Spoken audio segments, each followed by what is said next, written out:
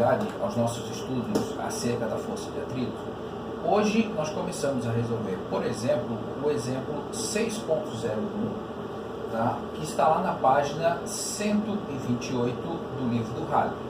Então, essa questão você tem assim, ó, aqui está a superfície horizontal, ok?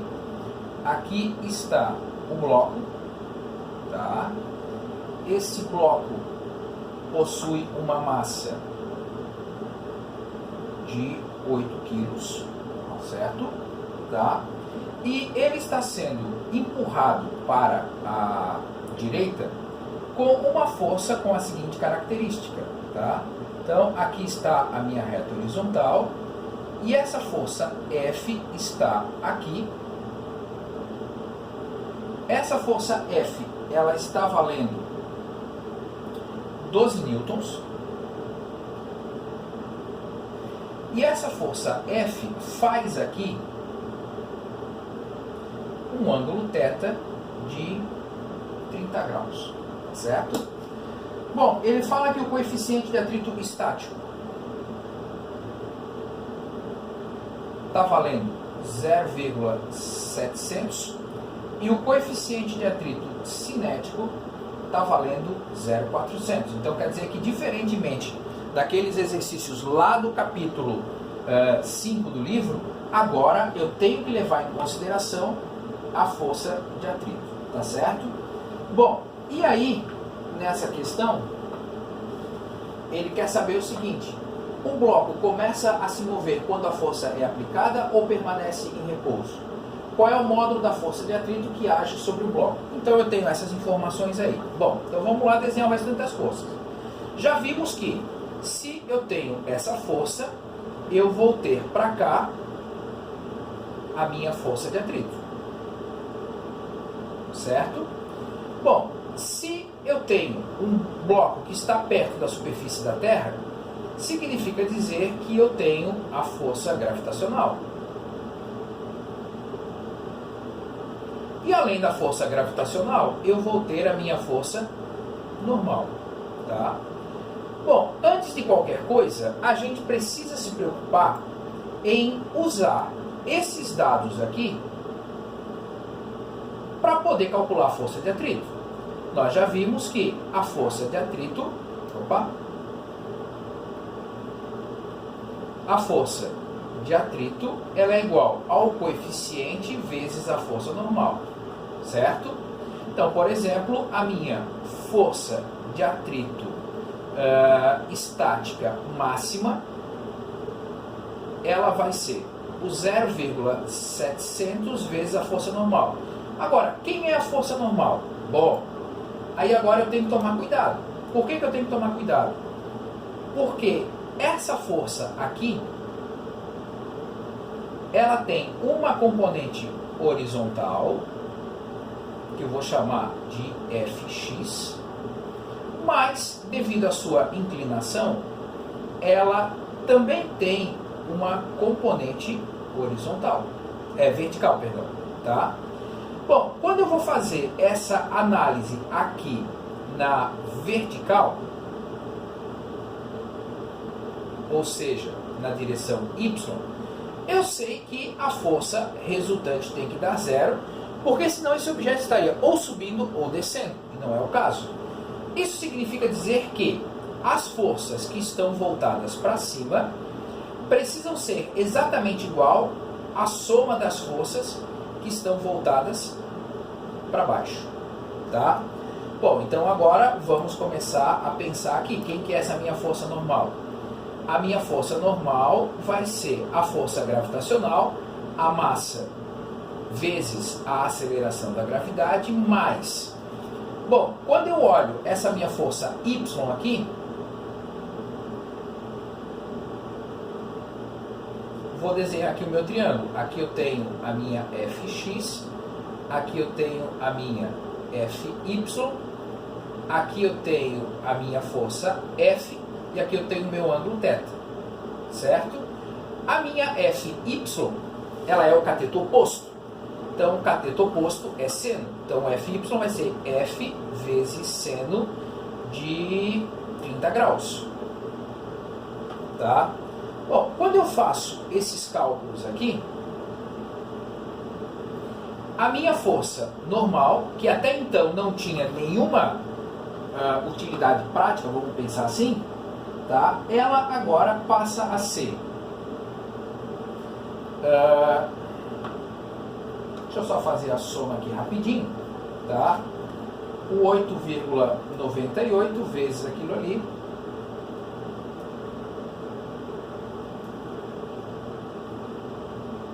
oito vezes 9,8, então vai ficar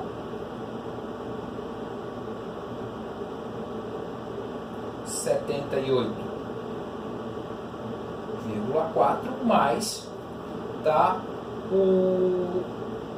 a força F, que é 12, vezes o seno de 30 graus, que vai dar 6 newtons. Então quer dizer que a minha força normal vai fechar 6 mais 8, 14, 84,4 newtons, certo? Bom, essa daqui é a força que eu vou usar aqui. Então, 84,4, e a minha força de atrito estática máxima fecha 84,4 vezes 0,700, 59,08 newtons. Então, olha só, se eu quero colocar o meu objeto em movimento, a força que eu preciso fazer precisa ser maior que esse 59,08 newtons. Bom, agora vamos voltar lá nas minhas forças. Qual é a força que está tentando fazer o meu objeto entrar em movimento? É a força Fx. Essa força Fx, ela é o cateto adjacente aqui. Então vamos lá pensar o seguinte. A minha força, deixa eu botar uma cor melhorzinha para você enxergar aí. A minha força Fx vai ser o F vezes o cosseno de 30 graus, tá? Então, a minha força Fx, ela vai valer 19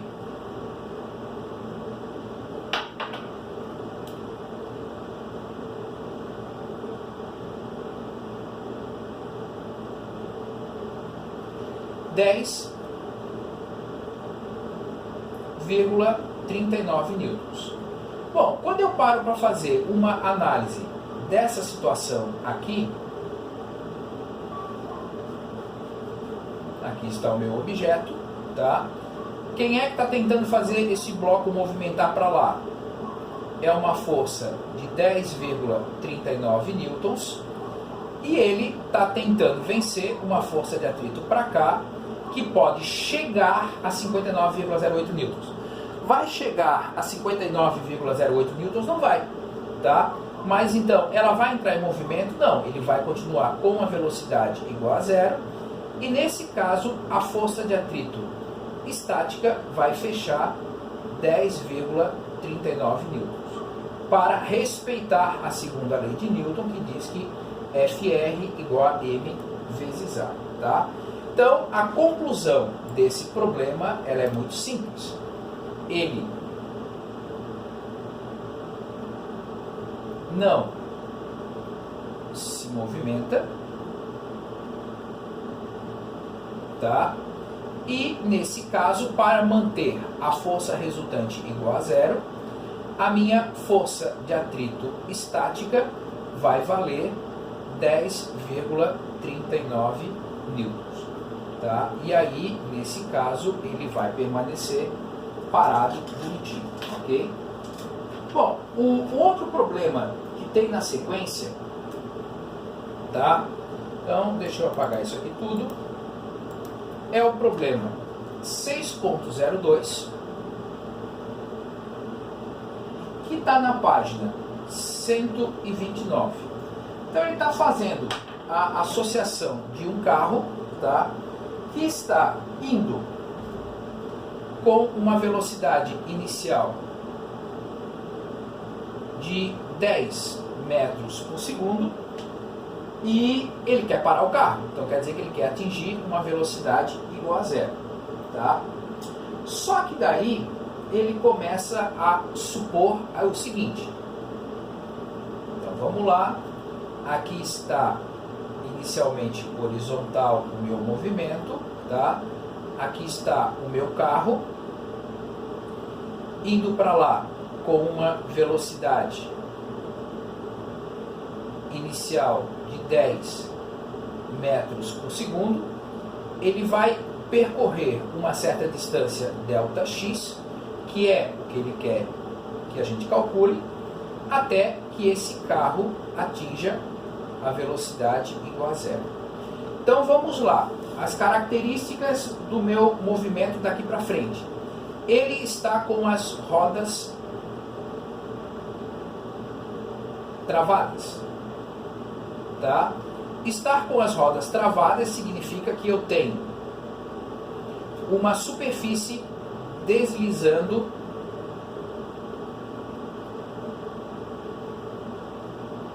sobre a outra.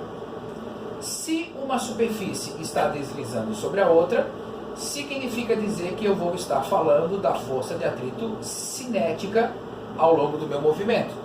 Tá? Aqui, por exemplo, é algo interessante para você parar e pensar, tá?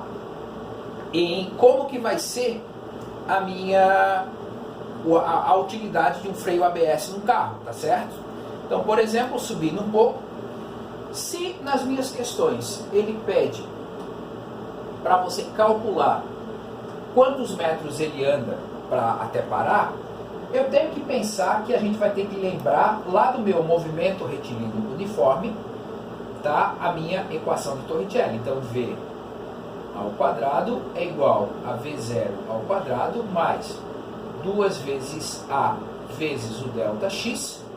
Esse cara aqui é zero, tá? Esse cara aqui vai ser 10 ao quadrado mais 2 vezes A vezes o ΔX. Tá? Vamos lembrar que se eu quero parar o carro, essa aceleração vai ter que ser negativa. Ok? Isso significa dizer então que o meu ΔX vai ter que ser 100 sobre 2 vezes a minha aceleração. Lembrando que com essa aceleração negativa, tá? Levando isso em consideração, aqui já fiquei com sinal positivo. Só que aí ele começa a fazer as seguintes ponderações no nosso exercício. Tá? Então, na letra A, ele está freando numa pista seca, tá? Com um coeficiente de atrito cinético de 0,60. Tá? Bom, se eu tenho um coeficiente de atrito cinético de 0,60, tá?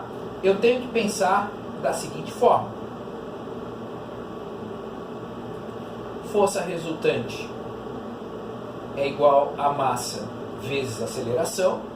A força resultante, quando eu quero parar um carro, ela é única e exclusivamente a força de atrito. Tá? A minha força de atrito, ela vai ser o coeficiente de atrito cinético vezes a força normal. Bom, e aí o que acontece? Vamos olhar lá em cima para ver o que está acontecendo. Tá? O meu carro está numa horizontal e nessa horizontal a força normal é exatamente igual à força gravitacional, já que a minha força de atrito ela vai estar na horizontal. Então, tendo essa informação, eu posso escrever assim, ó, que o meu coeficiente de atrito cinético vai ser massa vezes gravidade igual a massa vezes aceleração. Vou poder cortar essa massa com essa massa. Isso faz com que a minha aceleração vai valer o coeficiente de atrito cinético vezes aceleração gravitacional, ou seja, 0,60 vezes 9,8, e nesse caso aqui, a minha desaceleração vai valer 5,88 metros por segundo ao quadrado. Bom, a gente acabou de calcular isso aqui, ó. Opa. Que o ΔX vai ser 100 sobre 2 vezes a aceleração. Então, o ΔX vai ser 100 sobre 2 vezes o 5,88. Lembrando que a gente já usou aquele sinal negativo para frenagem lá em cima na minha equação. Aqui, nesse caso, a pessoa vai precisar de 8,50 metros para parar o carro. Agora, na letra B,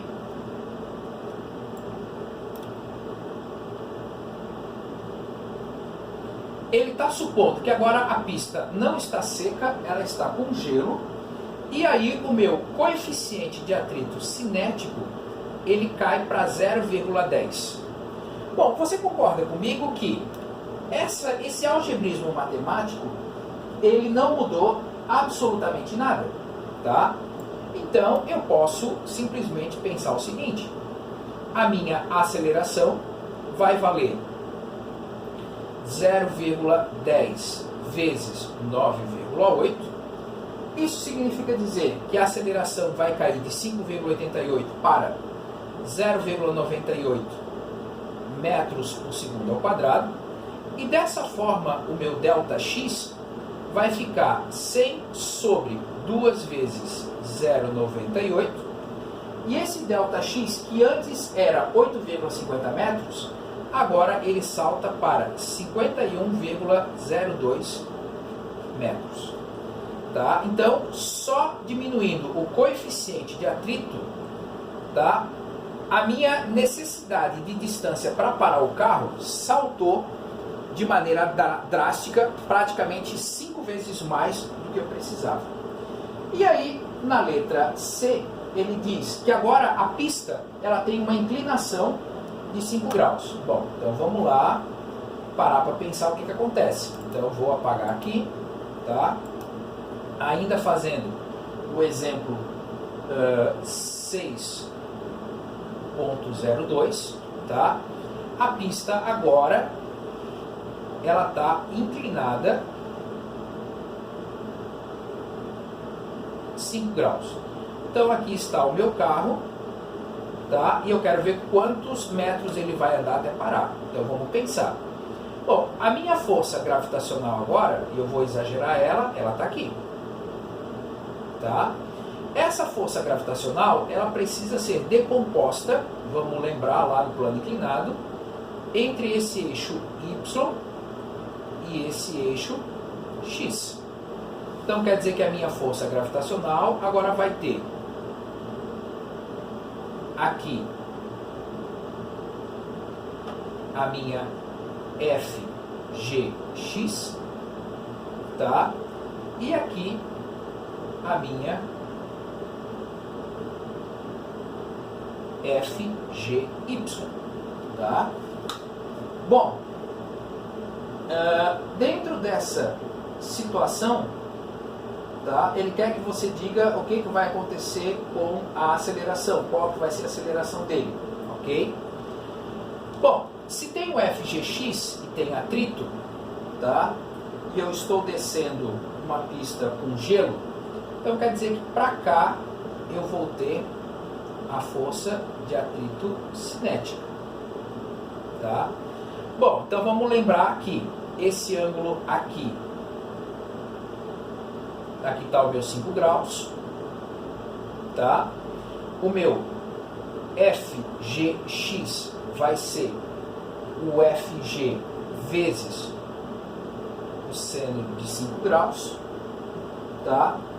O meu FGY vai ser o FG vezes o cosseno de 5 graus, tá?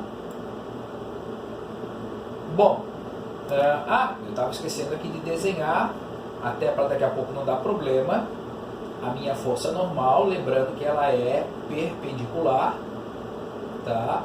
E que nesse caso aqui a força normal é igual ao FGY, tá? Então tem que tomar muito cuidado com isso, tá certo? Bom, tendo feito isso, eu vou pensar agora em aplicar a minha segunda lei de Newton. Força resultante é igual a massa vezes aceleração. Eu vou fazer, já que ele está descendo, tá, o meu movimento nesse sentido. Como eu tenho duas forças, eu tenho que fazer uma menos a outra. Então vamos lá. Então quer dizer que a força resultante vai ser o meu FGX menos a força de atrito cinética, que é igual a massa vezes aceleração. Quem que é o meu FGX? Bom, o meu FGX está aqui. Então vamos lá. Vai ser a força gravitacional vezes o seno de 5 graus. Tá? Quem vai ser a minha força de atrito? A força de atrito vai ser o coeficiente de atrito cinético vezes a força normal. Vamos copiar a linha aqui para não perder isso. Bom, quem é a minha força normal? Bom, a minha força normal, ela aparece... Deixa eu tentar diminuir aqui para ver tudo num desenho só. A minha força normal, ela aparece aqui. E a força normal é igual ao FGY. Então, ampliando um pouco, voltando aqui perto do meu 100%, tá? Então, a minha força gravitacional vezes o seno de 5 graus menos o coeficiente de atrito cinético vezes a força normal, que é o FG, vezes o cosseno de 5 graus, é igual a massa vezes a aceleração. Tá? Da onde que apareceu? Isso daqui, ele apareceu daqui. Tá ok? Então agora, tendo em vista tudo isso, né? Então vamos dar continuidade. Força gravitacional é massa vezes gravidade, seno de 5 graus, menos coeficiente de atrito cinético vezes massa vezes gravidade vezes o cosseno de 5 graus, mais massa vezes aceleração. Perceba que a massa é um termo comum, posso cortar. Isso significa dizer que, independente que seja um carro de passeio ou uma carreta, por exemplo, eles vão estar submetidos a uma mesma aceleração, já que a massa não está influenciando. Então aqui eu vou ter 9,8 vezes seno de 5 graus, menos 0,10 vezes 9,8 vezes o cosseno de 5 graus, igual à aceleração. Quando você faz isso, você chega a uma aceleração de 0,122 metros por segundo ao quadrado.